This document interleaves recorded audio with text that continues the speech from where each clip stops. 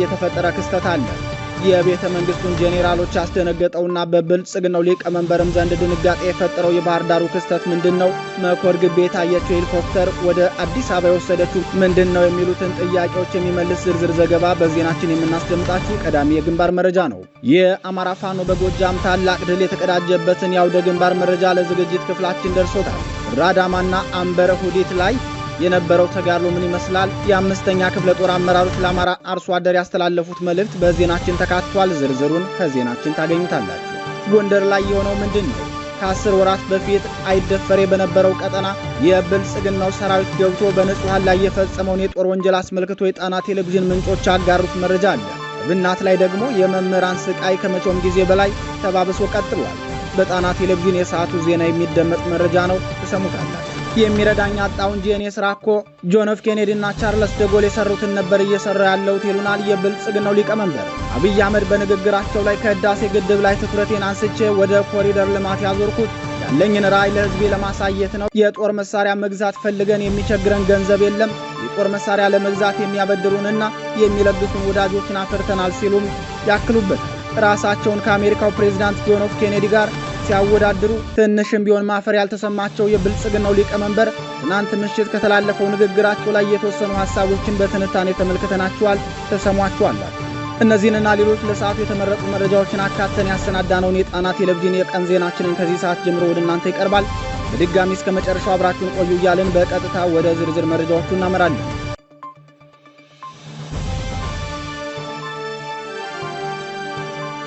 ታላቅ ህዝባዊ ውይይት ጣና ቴሌቪዥን የአማራ ህዝብ የህልውና ትግልና የመገናኛ ብዙሃን ሚና በሚል ርዕስ የህዝባዊ ውይይት መርሃ ግብር አዘጋጅቷል።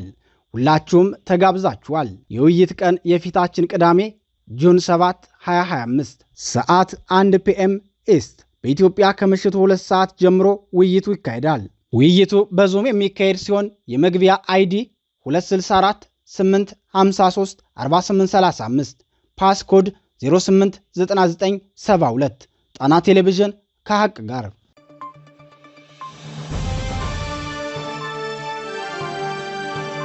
በቅድሚያም ባህር ዳር መኮር ግቤ የተፈጠረው ምንድነው?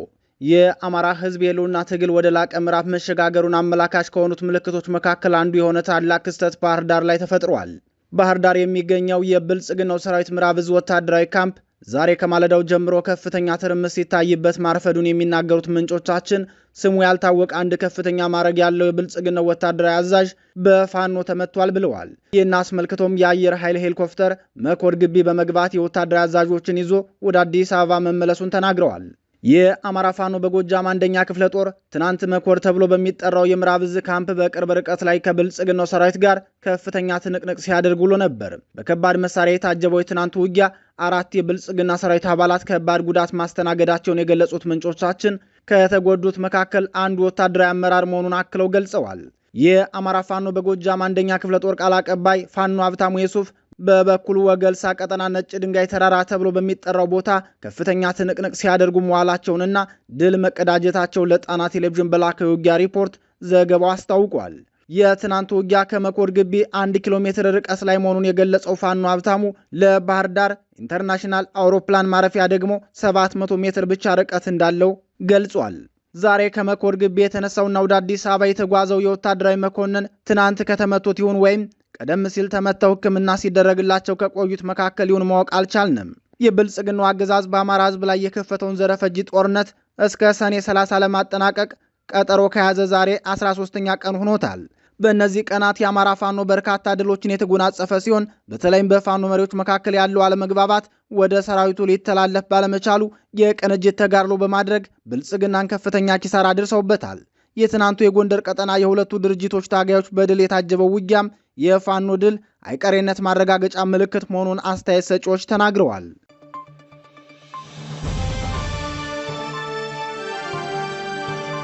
መረጃዎቻችን እንደቀጠሉ ናቸው። አብራችሁን ቆዩ።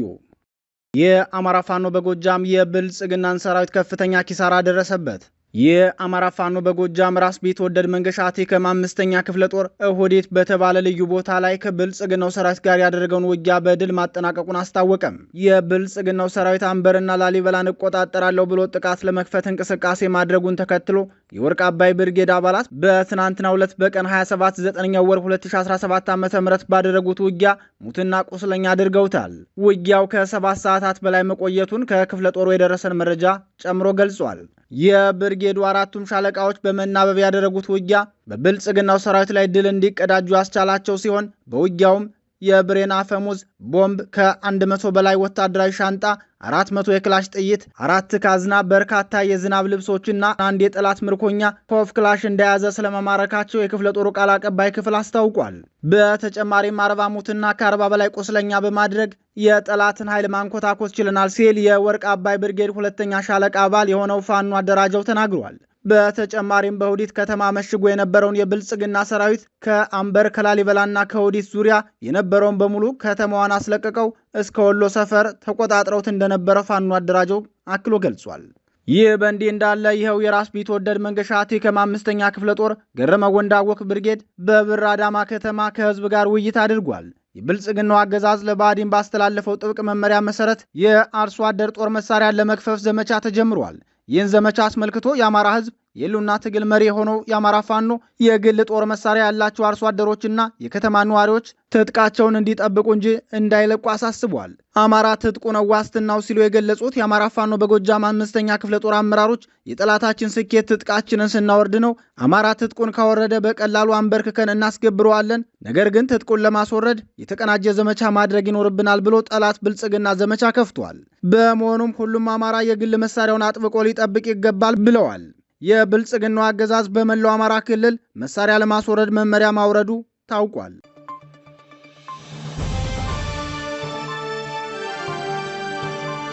ወደ ተከታዩ መረጃችን አለፍን። የብልጽግና ሰራዊት ንጹሐንን ረሸነ።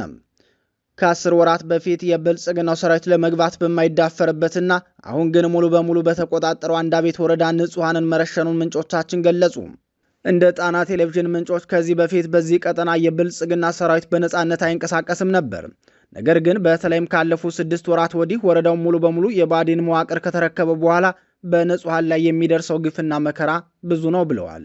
የአማራ ፋኖ አንድነት በጎንደር ቃል አቀባይ አርበኛ ዮሐንስ ንጉሱ የንጹሐንን ጭፍጨፋ አስመልክቶ ሲገልጽ በስቴና በአንዳቤት መካከል የምትገኘው ቀጭን ሜዳ ከተማ ላይ ከምሽቱ 12 ሰዓት በቀጠናው የሚገኙ ወረዳዎችን የስልክ አገልግሎት በማቋረጥ ማስሬ የተባለን ግለሰብ አስፓልት ላይ ረሽነው በፓትሮል ወደ መካነ ኢየሱስ ከተማ ገብተዋል ሲል አስታውቋል። ይህ በእንዲህ እንዳለ በዚሁ ጎንደር ቀጠና የአርሶ አደር ጦር መሳሪያን ለማስወረድ ዘመቻ የከፈተው የባዕዲን አስተዳደር በርካታ አድማ ብተናና ሚልሻን ለዚህ ዓላማ ማሰማራቱ ታውቋል። የጣና ቴሌቪዥን ምንጮች እንዳስታወቁት ሁሉም አርሶ አደር መሳሪያውን እንዲያወርድ በክልሉ መንግስት የወረደ መመሪያ አለ። ይህ ትዕዛዝ ከማዕከላዊ የብልጽግና አገዛዝ የወረደ መሆኑን የሚናገሩት ምንጮቻችን ህወሓት አማራን ዝም አሰኝቶ ተረጋግቶ 27 ዓመት የተቀመጠው መሳሪያ በመቀማቱ ነበር። በሰሜኑ ጦርነት ምክንያት አማራው እንዲታጠቅ ማድረጋችን ትልቅ ስህተት ነው። ጽንፈኛው እርስ በርሱ መግባባት ባልቻለበት በዚህ ምቹ ሰዓት ቀበሌዎች ድረስ ወርደን አርሶ አደሩንም የከተማውን ነዋሪም ትጥቅ ማስፈታት አለብን ተብሎ ነው መመሪያው የወረደልን ሲሉ ምንጮቻችን ተናግረዋል። በዚህ መመሪያ መሰረትም ያለፉትን 4 ወራት ጀምሮ ለዚህ ተልዕኮ ስምሪት መውሰዳቸውን የሚናገሩት ምንጫችን በተለየ መልኩ በቀጣዮቹ 2 ወራት ይህንን ተልዕኮ ማጠናቀቅ አለብን ተብሎ ዘመቻ ተጀምሯል። አማራው ደግሞ ትጥቁን አስረከበ ማለት እጁን ታስሮ ተገረፈ ማለት ነው። ስለዚህ የአማራ ፋኖ መሪዎች የጎንዮሽ ትግላቸውን ትተው በህዝቡ ላይ የመጣውን መከራ ታሳቢ ያደረገ ትግል ማድረግ አለባቸው ሲሉ ምክረ ሐሳባቸውን ሰጥተዋል። በሌላ ዜና የባዕዲን አድማ ብተናና ሚሊሻ አባላት በንጹሐን ላይ ከፍተኛ እንግልትና ግፍ መፈጸማቸውን ቀጥለዋል። በእብናት ወረዳ ነዋሪ የሆኑትን አምሳሉ ታከለ የተባሉትን የመምህራን ሱፐርቫይዘር እብናት ከተማ ቀበሌ 02 በተባለ ቦታ ካምፕ እንሂድና የምንነጋገረው አለ ሲሏቸው ፈቃደኛ ባለመሆናቸው መደብደባቸው ምንጮቻችን በማስረጃ አስደግፈው ተናግረዋል። የወረዳው ዋና አስተዳዳሪ አቶ ቻላቸው መሳፍንትና የእብናት ከተማ ከንቲባ አቶ ታርቆ አሰፋ ባስተላለፉት ትዕዛዝ ወንጀሉ መፈጸሙን የተናገሩት ምንጮቻችን መምህር አምሳሉ ከፍተኛ አካላዊ ጉዳት ደርሶባቸዋል ብለዋል። እንደዚህ አይነት ወንጀሎች በሁሉም ቀበሌዎችና ወረዳዎች እየተፈጸሙ መሆኑን ከተለያዩ ቦታዎች የሚደርሱን የህዝብ ጥቆማዎች ያመላክታሉ። በቅርቡ ሰሜን ወሎ ላይ አንድን አስተማሪ በግፍ የረሸነው የክልሉ አድማ ብተና መምህሩን የገደልኩት ፋኖ መስሎኝ ነው ብሎ በብሪት ምላሽ መስጠቱን መዘገባችን ይታወሳል።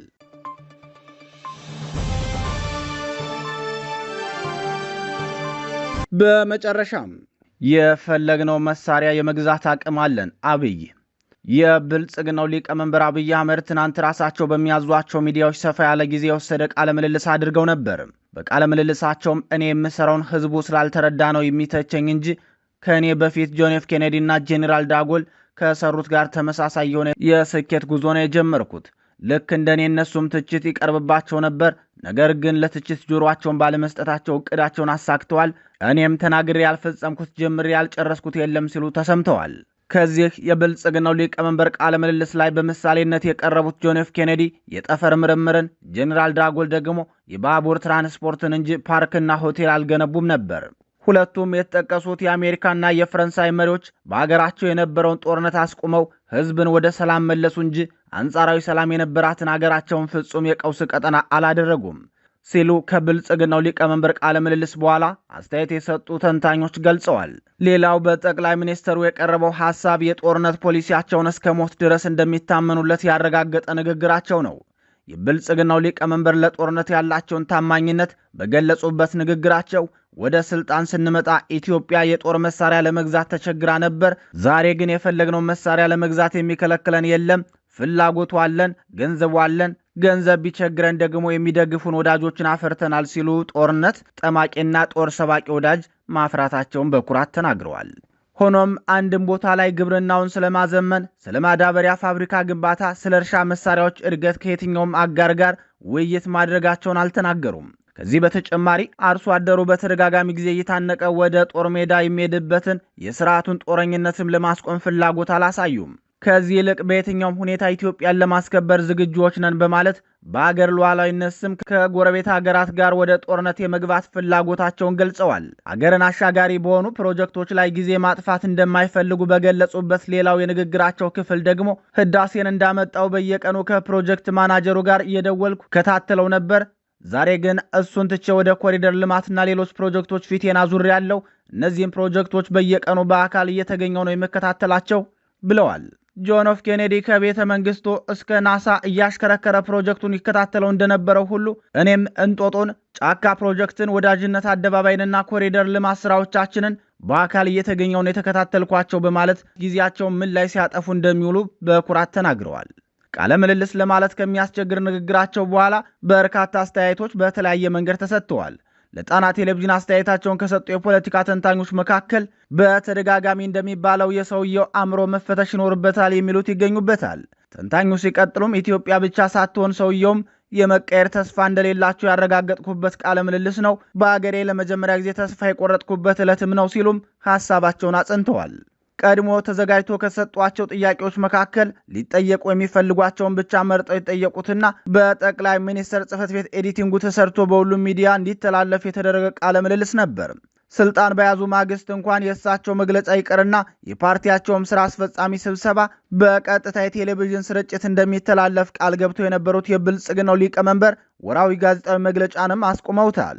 ወራዊ ጋዜጣዊ መግለጫ በመለስ ጊዜ አንድም ቀን ሳይዛነፍ ሲካሄድ የነበረ ሲሆን በአቶ ኃይለማርያም ጊዜ ደግሞ ከአንዳንድ ጊዜ መስተጓጎል በስተቀር የመንግስታቸውን የወር አፈጻጸም በሚዲያ ማቅረብ ግዴታቸው እንደሆነ ስለሚያውቁ ዘወትር ያካሄዱ ነበር። የብልጽግናው ሊቀመንበር ግን ከጋዜጠኞች ጋር ፊት ለፊት የተገናኙት ከ7 ዓመት በፊት ሰኔ ላይ እንደነበር ይታወቃል። ከዚያን ዕለት በኋላ አንድም ቀን ጋዜጣዊ መግለጫ ሰጥተው አያውቁም። ከጋዜጣዊ መግለጫ ይልቅ እንደ ትናንቱ አይነት የተጠናና በራሳቸው መስሪያ ቤት ተሰናድቶ ወደ ሚዲያዎች የሚሰራጭ ቃለ ምልልስ ነው የሚሰጡት።